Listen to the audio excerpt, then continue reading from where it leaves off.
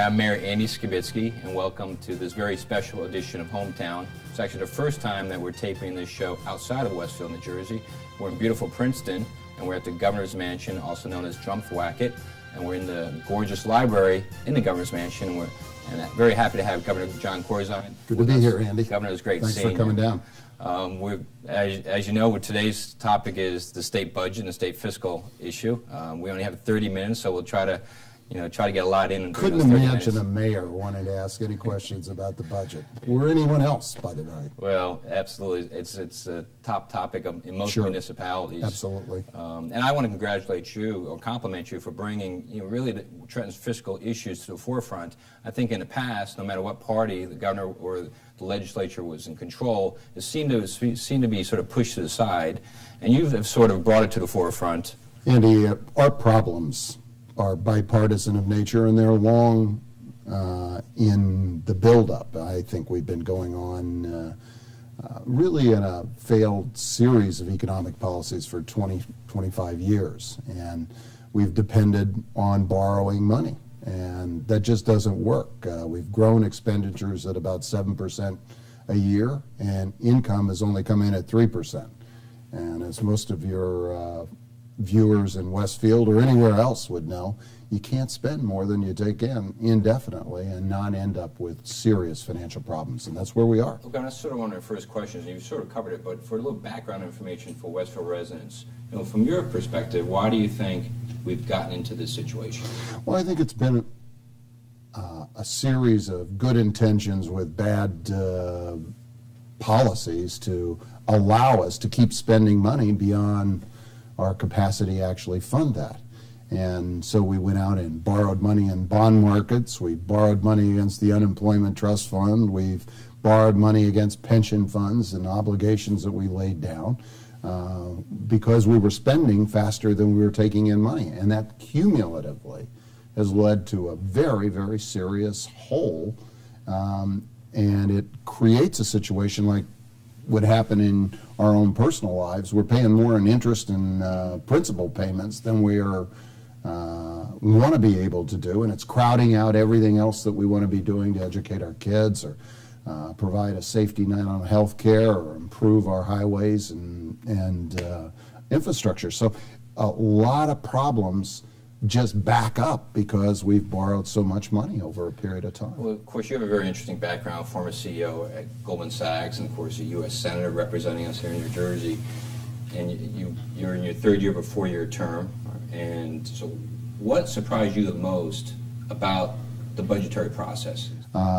Concept very simple, but year after year we found ways to borrow money in ways that the public didn't necessarily see. Of the debt that we borrowed going to the bank, we've only borrowed $32 billion. But we failed to put money into the pension system for our teachers and our public employees. That's a $28 billion hole. And we failed to pay for post-retirement medical benefits, which we signed contracts for. That's almost $60 billion. And then we took about $5 billion out of the Unemployment Trust Fund.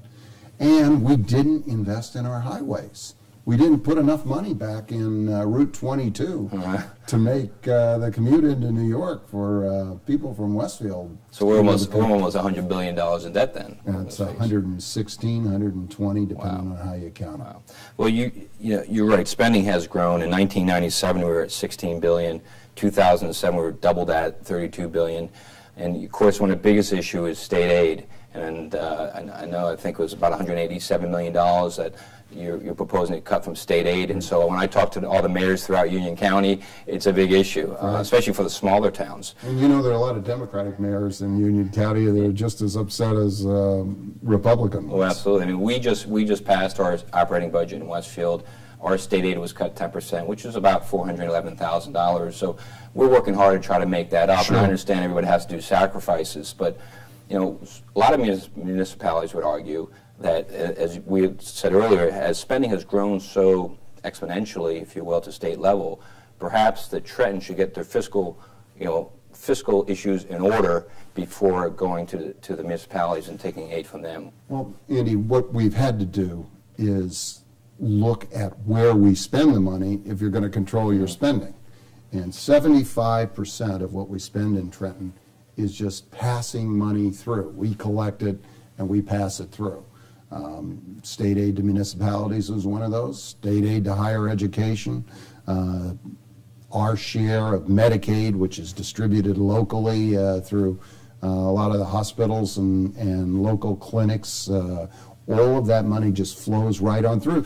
Property tax rebates flow right on through. Now, a lot of people don't actually put the property tax rebates against their property tax bill, but if you have an average of $6,800 property tax bill in New Jersey and you subtract $1,200 from it, that's a pretty meaningful chunk coming away from those bills. Now, I know it's a little higher in Westfield than it is in some cities, and some homes and communities are a lot higher, but my point is, all we do is mostly pass money through. So if you're going to cut spending, then you have to cut spending where the capacity to do that. And then of the remaining 1/4 of the expenditures, about 20% of that goes to pay those interest and principal bills, which you sign contracts to do. So it's a tough challenge on actually figuring out how you're going to get the fiscal house of the state in order without having impact on other people. You know, I generally feel that the closer the taxpayer is to their tax dollar, the more efficiently it's spent. It's not all cases, but I like to think, if I look at the town of Westfield, I think we're fairly efficient.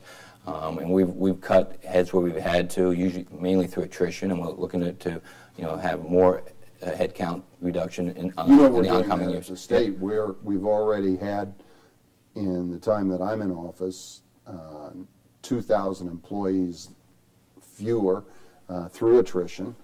We've had a hard freeze on, and we had to hire 1,000 people in our children and welfare system, so we've actually had more people leave. We were under court order to make sure that we increased the number of people in DIFAS, the Children and Family Service area.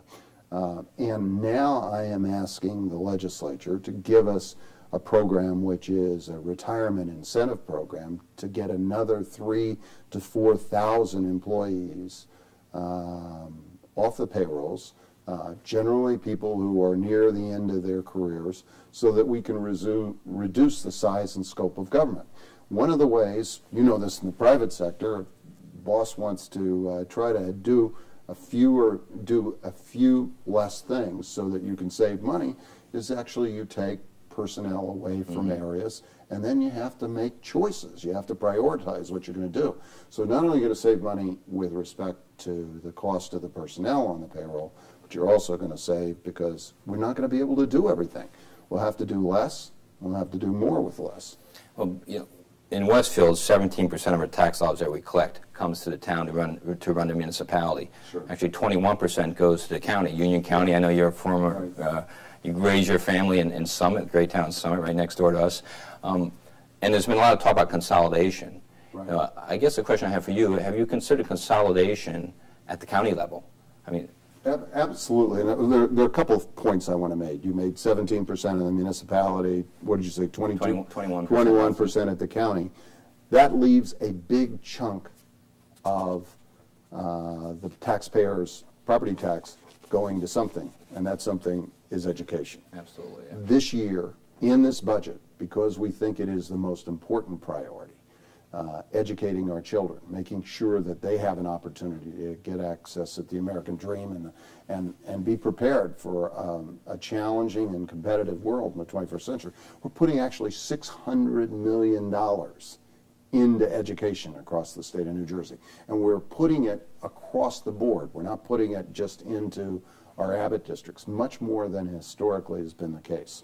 And the point being is 55% of everybody's tax bill is education. We're putting $600 million new money into education, while we're only taking out, it's actually going to end up being less than $180 million that you talked about in the cities, because we want to make sure that we're also providing relief on those property tax bills with regard to educational funding.